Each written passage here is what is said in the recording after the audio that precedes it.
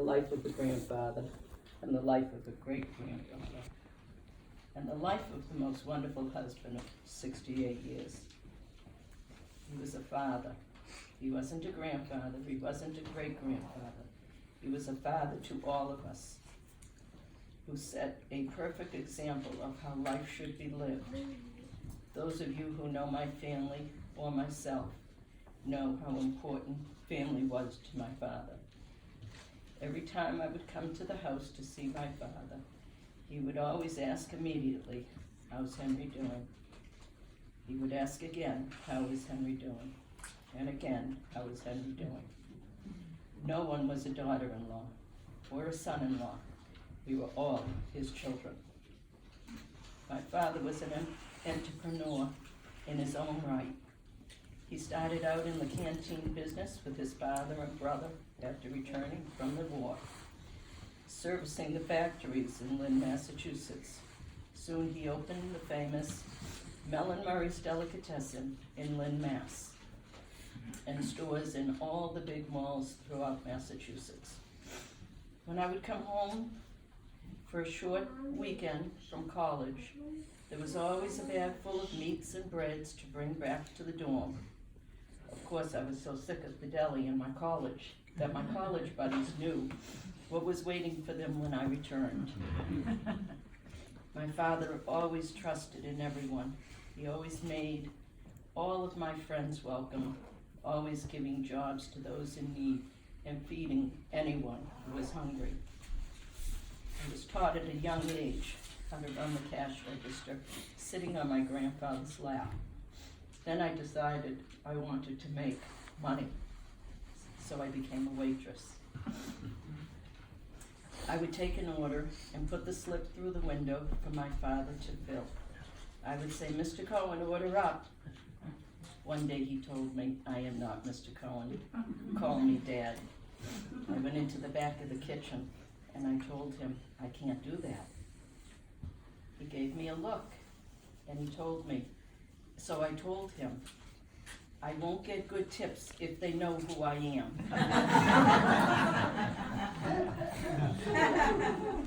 My parents moved to Florida permanently in the 80s, but my dad couldn't sit still, so he went to work for Poppy's in Delray Beach, serving many of his customers from Massachusetts. During Thanksgiving, he could carve a turkey for all the orders, and he would take that turkey and put them back together as if they had never been touched. He would make decorations out of vegetables, and he would take a watermelon for my daughter's baby shower and make a carriage with the baby in it of fruit. His hands were like gold. There wasn't anything that he couldn't do. He loved to make little gadgets. No matter where he was, he had to take out that invisible man stick. One day my mother found him outside in the backyard showing the gardeners. My father had gone out. She never knew he went out the back door. And before she knew it, the gardener from the week before had brought all the guys to see it.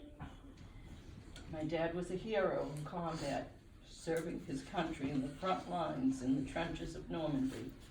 He was a hero, loving the game of golf, and didn't start playing until he was 80 years old. He became a professional instructor, reading every golf magazine he could find. I think he went to the doctors just so that he could get a new magazine every month. Every Sunday I would play golf with him, and we would spend time perfecting a new way of holding the club, swinging the driver, and putting. I sucked it up and would laugh to myself, but it gave him the greatest pleasure to be on the course with me. And when my brother was in town, he was in his glory. He was so happy about 3-4 years ago that he was able to start teaching his great-grandson how to play the game of golf. At the age of 93, he was still hitting a ball at least 125 yards and straight as an arrow. He would say, "It's not that far, it's not that close, not that close." I would say, "Dad, you did it much better than me." These last few weeks have been entertaining at times. The days have been long watching over him, and the nights longer. That was when he became an energized bunny, trying to get out of the hospital bed and doing it while everybody was sleeping, and my brother being right beside him. He never wanted to stay still. He couldn't, because he was always doing something. His dementia was getting the best of him, and he was trying to convince us that he had to get out of the bed because he had to go cut the briskets, get the bagels, make the pickles, and he had to bring the sugar that my mother was waiting for, because she would be very mad if he didn't get there and get it to her so she could make the cheese pies. As ill as he was, he fought to the end, knowing we were all at his side. I would like to thank his two nurses, Carol and Marjorie, for taking the best care that anyone could give. They kept him going, pushing and pushing him along.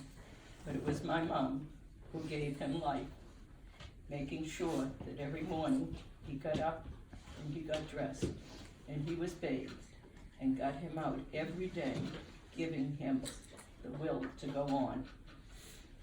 Dad, you are my idol.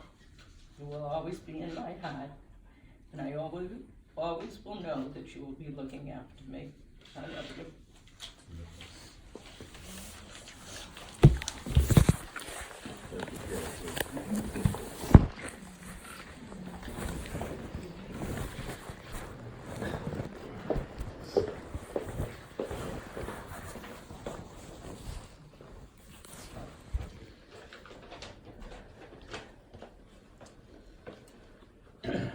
There's no possible way for me to put into words how I feel about my dad.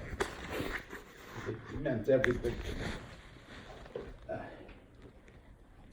I'm sure everyone thinks their dad is the best, but my dad was really a special man. I really felt that he would always just be there, but I knew intellectually that he would not. We worked together in the restaurant for so long, and he taught me not just how to cook, but how to be a man, how to be a husband, how to be a dad, and how to be a mensch. He didn't sit me down and teach me these things. I just saw him be them every day. It was who he was.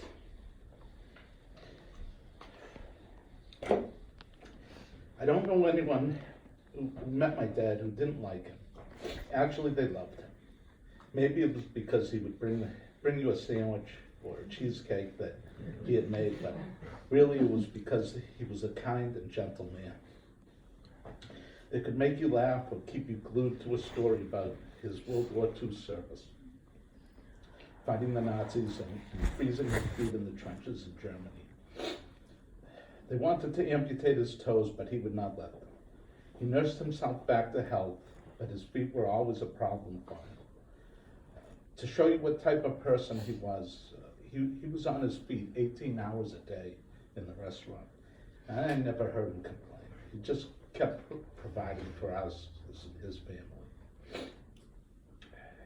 He always bounced back from everything life threw at him, whether it was heart issues, prostate cancer, or a broken femur at age 92 from climbing up into the attic and falling off the heavy folding ladder that he had to drag over to get up there. To the operation he had 2 years ago to drain his chest. We didn't think he'd make it then. That is when they discovered the tumor in his lung. He had 2 pretty good years after that, but eventually it got him. The past 2.5 weeks sitting by his side,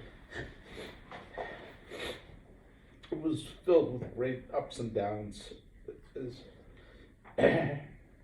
as we all helped him transition to the end of his life. Our family really came together and supported each other like we always do. Family was the most important thing to him.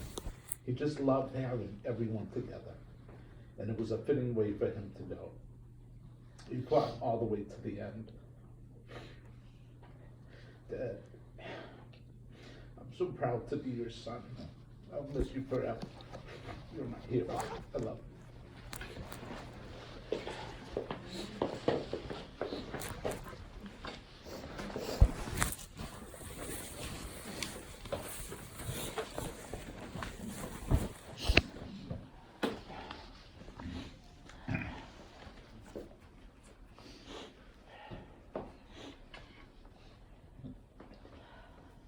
Amazing man. We know how much he loved us. He always told us, made sure we knew. And we each loved him together and in our own way. And in the last few months, some things I would hear him say about each of us. And he truly got the essence of each of us. You know, I never realized how much he got each of us in our own way. Some of my greatest memories are going into the restaurant early in the morning, and I would wait for the bagels and the rolls to be brought, and I'd sneak a few more, and I would eat those. And he knew. And then he would let us in the kitchen, and here he was getting ready for opening the store, and all us kids could run around and do anything we wanted, and just cooking in there and helping us along our way with many, many things. He was an ingenious man with everything he worked on. I always tell everybody that my dad was MacGyver. You could give him a sheet of plastic and a piece of string, and he could rebuild the house. He'd remodel the whole thing. And I still have some of those traits. I'm really handy. So, just read a couple of verses that I found.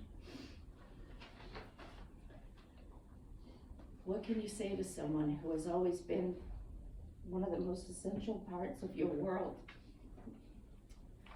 Someone who took you by the hand when you were little and helped show you the way. What do you say to someone who stood by to help you grow, providing love, strength, and support so you could become the person you are today?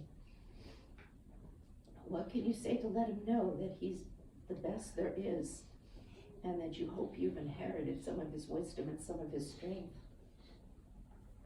What words would you say if you ever got the chance? You say, I love you, Dad, and I hope he understands. Although we no longer see you with our eyes or touch you with our hands, we feel you forever in our hearts.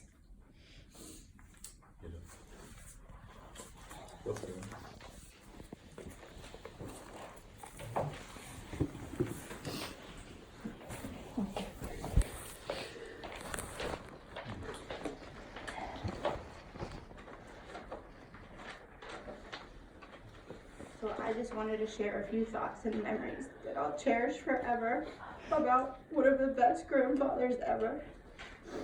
My papa was an amazing man and so strong, as we could see until Monday when he was at peace.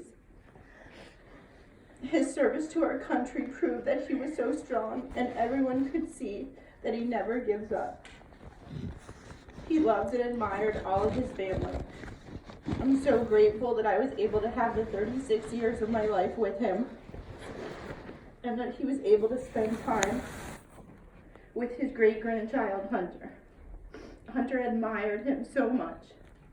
Hunter can be a handful at times, but Papa and Hunter would go right to the workshop area to keep themselves busy. Hunter also knew that whenever he went to Great Nana's and Great Papa's, he would get golf balls. Hunter tried to gather as many golf balls as he could while they were together. He was always so caring and wanted to make sure everyone was okay. And when we were okay, then he was okay. No matter where we went for dinner, Papa's top choice was fish and chips. He always wanted to share his dinner with everyone. Even if you didn't like fish, he wanted you to try it. Papa, I'll miss you, but you will be in my heart forever. I love you.